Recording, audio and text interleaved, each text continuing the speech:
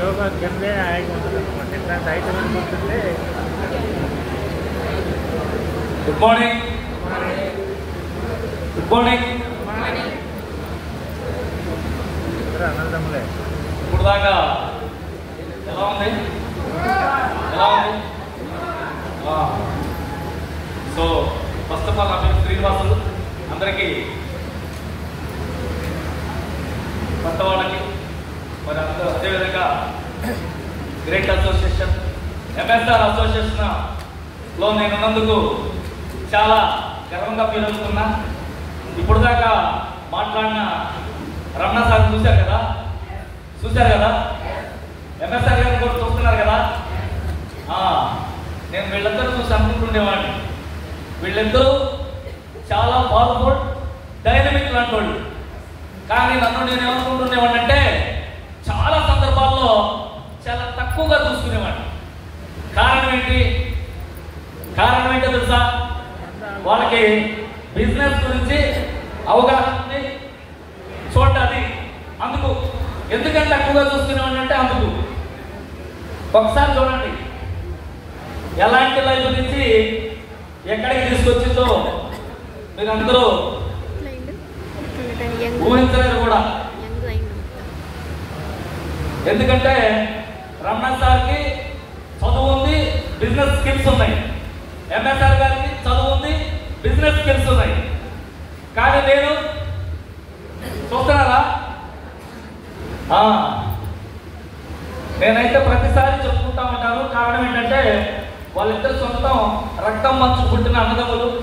నేను పెద్దమ్మ కొడుకు, కజిన్ బ్రదర్. నా దగ్గరికి వెస్టేజ్ తీసుకొచ్చినప్పుడు నేను ఒకటే ఆలోచించాను, ఏంటంటే లక్షలు వస్తాయని చెప్తే అస్సలు నమ్మలేదు. కారణం ఏంటి? నేను సంపాదించే సంపాదన కంటే ఒక 10 నుంచి 15,000 రూపాయలు మాత్రమే. అలాంటి సిచ్యువేషన్లో నేను చాలా ప్రాబ్లమ్స్ ఫేస్ చేస్తున్నా. డబ్బులు అవసరమే, కానీ అనారోగ్య సమస్యలు ఉన్నాయి. 20 సంవత్సరాలకు పుట్టారు పిల్లలు నాకు. సో ఇంత పరిస్థితిలో ఉన్న నా దగ్గరికి వెస్టేజ్ అనే ఒక గొప్ప ఆపర్చునిటీ తీసుకుని వస్తే నేను ఆలోచించిన విధానం ఏంటంటే లక్షల డబ్బులు వస్తాయి అని చెప్తే నేను ఒకటే అనుకున్నా, లక్షలు అంటే అలాంటి వాళ్ళకి సాధ్యం, బాగా చదువు ఉండాలి లేదా పెద్ద వ్యాపారం చేసే వాళ్ళకి వస్తాయి, కానీ నాలాంటి వాడికి సాధ్యమయ్యే పని కాదు అని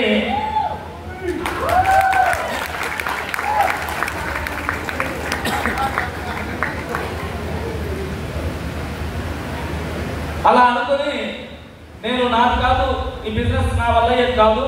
సో నేను చిన్న వ్యాపారం ఒక 10 నుంచి 15,000 రూపాయలు సంపాదించుకునే వ్యాపారం చేసుకుంటూ ఉన్నా.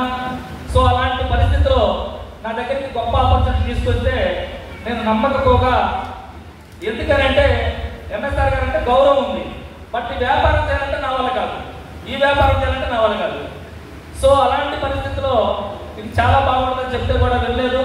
అయినప్పటికీ ఇంట్లో వాడుకునే వస్తువుల ద్వారా నీకు మంచి జరుగుతుందని చెప్పినప్పుడు ఎందుకు వాడాలని క్వశ్చన్ చేసి కెమికల్ లేనటువంటి వస్తువులు ఉన్నాయి, ఇంట్లో వాడుకుంటే చాలా ఆరోగ్యంగా ఉంటామని చెప్పడంతో సరే వాడుకోవడం స్టార్ట్ చేశాను.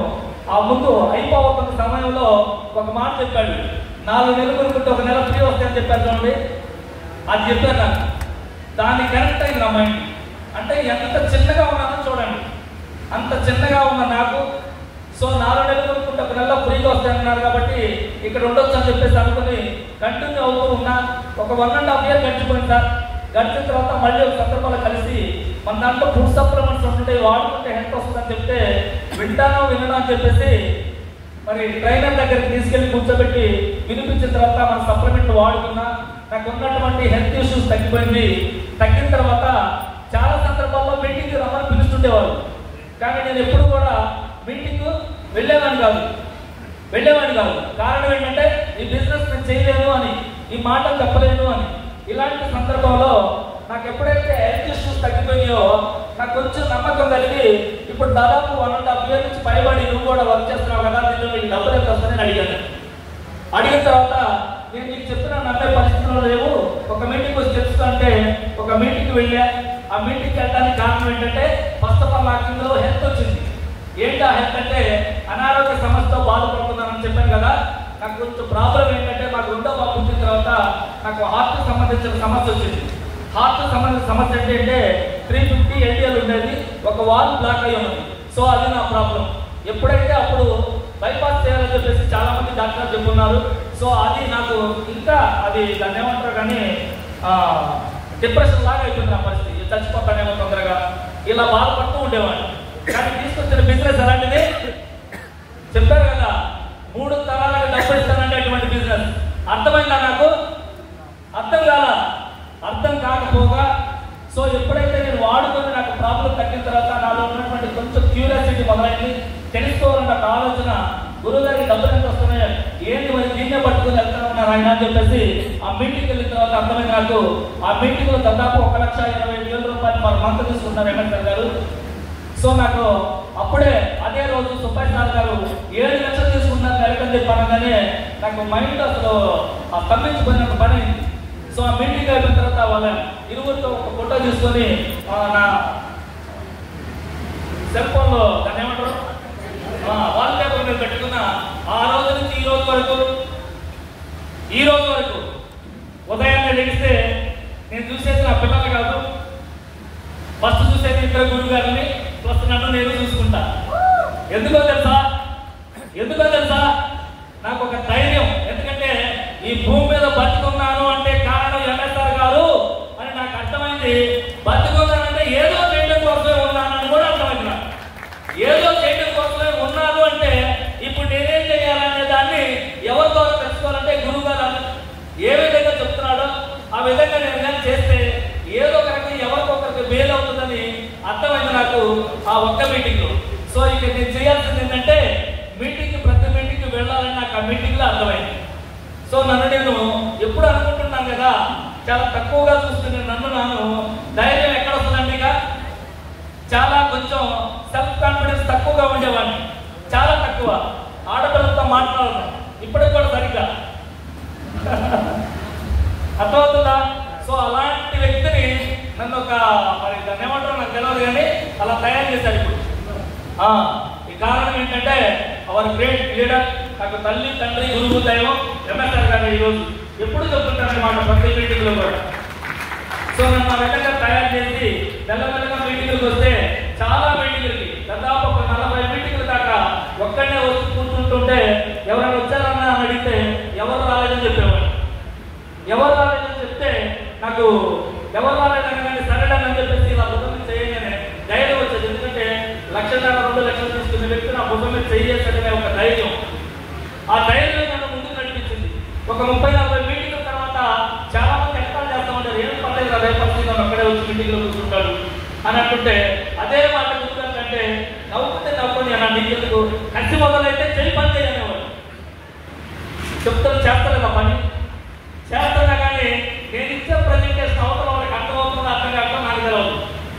సో అలా చాలా రోజులు రిస్క్తో ఫేస్ చేస్తూ నాకు ఒకటే ఏం లేదు. నేను ఒకటే అనుకున్నా, ఈ బిజినెస్లో మనము ఎంఎస్ఆర్ గారు ఏంటంటే 5 సంవత్సరాల తర్వాత అయినా నెలకు ₹1,00,000 సంపాదించవచ్చు అని ఒక డైరీలో రాసుకున్నాను. నేను ఆ విధంగా 2025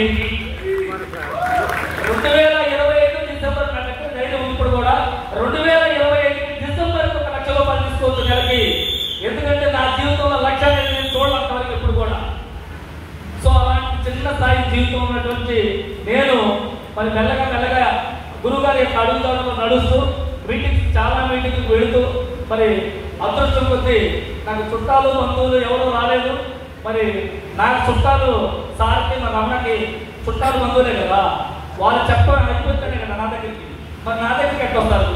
వాళ్ళ దగ్గరికి రావాలి, నా దగ్గరికి ఏమొస్తారు? ఒకటే మాట చెప్పారు. ఒక మీటింగ్ ఏం చెప్పారంటే ఈ బిజినెస్ చుట్టాల కోసమో బంధువుల కోసమో కాదు, నువ్వు ఒక బిజినెస్ ఏదైనా పెట్టి ఒక 50 లక్షలు నా దగ్గర లేవు, ఒక 50 లక్షల రూపాయల బిజినెస్ దాన్ని పెట్టి నీ చుట్టాలు బంధువులు మాత్రమే వచ్చి బిజినెస్ లో కొనుక్కుంటే అవుతుందా అని అడిగిండు. సార్ అవుతా? ఒక 50 లక్షలు పెట్టుబడి పెట్టి నేను ఒక బిజినెస్ స్టార్ట్ చేస్తే నా చుట్టాలు బంధువులు మాత్రమే తిరిగిసుకొని రావాలనుకుంటే ఆ బిజినెస్ ముందుకు నడుతుందా? నడవదు అని చెప్పిన. నడవదు కాబట్టే ఈ బిజినెస్ నీతి అనుకొని చేస్తే కోట్లు సంపాదించవచ్చు, 3 తరాల చెప్పి స్వచ్ఛంగా అర్థమయ్యేలాగా చెప్పినప్పుడు నాకు అనిపించింది ఒకటే, ఈ బిజినెస్ నా చుట్టాలు బంధువుల కోసం కాదు, చుట్టాలు బంధువులు అయిపోయింది, ఇప్పుడు ఎవరికి చెప్పాలని అడిగినా ఎవరికి చెప్పాలి చెప్పండి, చెప్పండి ఎవరికి చెప్పాలి? ఇక చుట్టాలు అయిపోయింది, బంధువులు అయిపోయింది, ఫ్రెండ్స్ పెద్దగా లేదు నాకు. ఎందుకంటే నా మైండ్ సెట్ పెద్దగా సాహసం చేసే మైండ్ సెట్ కాదు. సో అలాంటి వ్యక్తిని మరి ఎవరికి చెప్పాలని అడిగితే ఒక్కటే మాట చెప్పిండు, బ్యాగ్లో బట్టలు చదువుకో, బస్ స్టాండ్కి వెళ్ళి కూర్చో, రైల్వే స్టేషన్కి వెళ్ళు, ట్రైన్లో తిరుగు, బస్సులో తిరుగు, ఎవరో ఒకరు పక్క వ్యక్తిని పరిచయం చేసుకో, మాట్లాడు. ఆ మాట్లాడే వ్యక్తి నీ సంకల్ప భావం అనేది గట్టిగా ఉంటే దేవుడు నీకు తోడవుతాడని చెప్పాడు. ఆ మాటతోటి నాకు కరెక్ట్ అయిపోయింది. దేవుడే నీకు తోడవుతాడన్నప్పుడు అవుతాడా లేదా? అవుతాడా? దేవుడే చెప్పినప్పుడు దేవుడు తోడుగా, దేవుడు అన్నాడు తోడుగా ఉన్నాడు కదా, ఉన్నాడా లేదా? నాకు అనిపించింది ఇక చెప్పడం మొదలుపెట్టా. బస్సులలో, ట్రైన్లలో, బస్ స్టాండ్లలో ఫోన్ గట్టిగా మాట్లాడతా. నా దగ్గర ఉండే చిన్న ఫోన్, నోకియా 1100 ఫోను, గట్టిగా మాట్లాడతా. ఎవరు మాట్లాడతా నాతోటి, ఫోన్ ఉంది మాట్లాడతా. సో మాట్లాడే ఏమయ్యా నీకు చిన్న మాట్లాడవా అనేవాళ్ళు, ఏమనుకోబాకని చెప్పేవాడు. సో అలా చిన్నగా ఎక్కడొక్క రిక్వెస్ట్ చేసి పరిచయం చేసుకునేవాడు. అలా చాలా మంది పరిచయం చేసుకుంటే 9 నెలలకి బస్సులో నాకు ఒక వ్యక్తి పరిచయం అయ్యాడు, సివిల్ కాంట్రాక్టర్ విజయ వెంకట సార్. తోడు చేశాడా లేదా దేవుడు? చెప్పిన మాట రుజువైందా లేదా? సో రుజువైంది. నేను అప్పుడు కూడా మళ్ళీ ఇంటికి ఫీల్ అవుతున్నా. సివిల్ కాంట్రాక్టర్ చాలా పెద్ద స్థాయి ఉన్న వ్యక్తి, నేను ఇతన్ని డీల్ చేయలేను, నా వల్ల కాదని చెప్పేసి ఆయన ఆలోచనతో గురువు గారు తీసుకెళ్ళి అతికిచ్చా. అర్థమైందా? అర్థమైందా? సో గురువు గారు తీసుకెళ్ళి అతికిస్తే ఇప్పుడు నాకు కూడా ఈరోజు ఇంత డబ్బులు వస్తున్నాయంటే కారణం ఇదంతా కూడా నా గొప్పతనము ఏం కాదు. గురువు గారి మాటలు తీసుకొని పని చేస్తున్న ఆ పని ప్రతిఫలం గురువు గారు చెప్పిన విధానం ద్వారా గురువు గారే తీసుకొచ్చాడు. ఇంత పెద్ద టీం తయారవడానికి కారణం అవర్ గ్రేట్ మెంటర్, నాకు తల్లి తండ్రి గురువు దైవం చెప్తున్నా, నా 3 తరాల పాటు డబ్బు వస్తుందన్న కారణమైనటువంటి ఎంఎస్ఆర్ గారికి మీ అందరి సమక్షంలో పాదాభంగం చేసిన తక్కువే నాకు తెలిసి. అర్థమవుతుందా? సో ఇంత గొప్ప లైఫ్, ఎలాంటి గొప్ప లైఫ్ అంటే డబ్బు వస్తుంది. ఇప్పుడు ఈ వచ్చే డబ్బులు చూసి కొన్ని మీటింగ్లలో చెప్తున్నాడు, చిన్నదే అని చెప్తున్నాడు. 4,34,000 రూపాయలు హైయెస్ట్ వచ్చారు లాస్ట్ మంత్. అంతకు ముందు నెల, ఈ నెల 10వ తారీఖు 3,87,000 రూపాయలు వచ్చింది. టోటల్ ఇప్పటికి 2021 దగ్గర నుంచి లెక్కేసుకుంటే 84 లక్షల రూపాయలు తీసుకోవడం జరిగింది. అర్థమవుతుందా?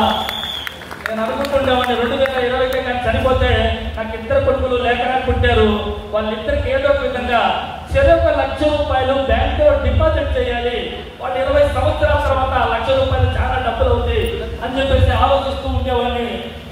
ఇప్పుడు నా ఐడి 200 సంవత్సరాల తర్వాత కూడా, ఇది నేను చెప్పే మాట కాదు, బాలి సార్ ఒక మీటింగ్ లో చెన్నైలో చెప్పడం జరిగింది. ఆ మీటింగ్ లో నేను ఉన్నాను. నాకు ఆ రోజు అర్థమైంది ఒకటే మాట, 200 సంవత్సరాల తర్వాత కూడా నీ ఐడి ఉంటుందని చెప్పారు ఆయన అక్కడ. అర్థమైందా? ఇప్పుడు నా ఐడి 200 సంవత్సరాల తర్వాత ఉంటే డబ్బు ఎంత వస్తుందో నేను ఆల్రెడీ విజువలైజ్ చేశా. నేనున్నా లేకున్నా అని చెప్తున్నారు. నేను లేని రోజు కూడా కొత్త రూపాయలు తీసుకోవడం కోసం నా వంశం ఉంటుంది. అర్థం చేసుకోండి ఫ్రెండ్స్, మీ అందరికీ ఈ విషయం తెలియజేస్తున్నా. సో వండర్ఫుల్ ఆపర్చునిటీ మీ అందరికీ వచ్చింది. నాకే కాదు, చిన్న స్థాయి జీవితం, పాత ఖరీదైన సైకిల్ మీద తిరిగి ఊరు తిరిగి కొనుక్కునేటువంటి వ్యక్తిని ఈ రోజు మహేంద్ర XUV 300 కారు ఆన్లైన్. ఇప్పటికి కూడా నా పక్కన మా అన్నయ్య, మా సట్టుకుల పిల్లలు ఉన్నారు, వాళ్ళు వచ్చి కారు అవుతున్నారు. ఎదురు నాకు ఎక్కడికైతే వెళ్ళాలంటే అక్కడికి. ఈరోజు నాయనటే ఉంటున్నాడు వాడు, మా సట్టుకు పెద్ద మా పిల్ల పెద్ద. సో చెప్తున్నా సార్, అర్థం చేసుకోండి, చాలా గొప్ప బిజినెస్. నేనైతే ఊహించాల, వాస్తవానికి నా జీవితంలో మారుతుంది అని నేనైతే ఊహించిన స్థాయికి తీసుకెళ్తుందంటే, మళ్ళీ చెప్తున్నా, గురువు గారు ఆలోచించిన మాట, 1,00,000 సంపాదించవచ్చు. మీ అప్లైనర్ కూడా మీ దగ్గరికి వచ్చి 1,00,000 సంపాదించవచ్చు అంటే తేలిగ్గా తీసుకోవాకండి అని చెప్తున్నాను. అర్థమవుతుందా? సో ఇంత గొప్ప మరి ఈరోజు నాకు వచ్చిందంటే ఈ అందరితో మాట్లాడే మహత్భాగ్యం కల్పించినటువంటి మా మెంటర్కి, నాకు తల్లి తండ్రి గురువు దేవుడు ఎంఎస్ఆర్ గారికి పాల్గొనడం తెలియజేసుకుంటున్నాను. సో అదేవిధంగా నాకు ఒక డ్రీమ్ లేదు, అసలు ఉన్నదా చిన్న స్థాయి జీవితానికి డ్రీమ్ ఏమిటంటే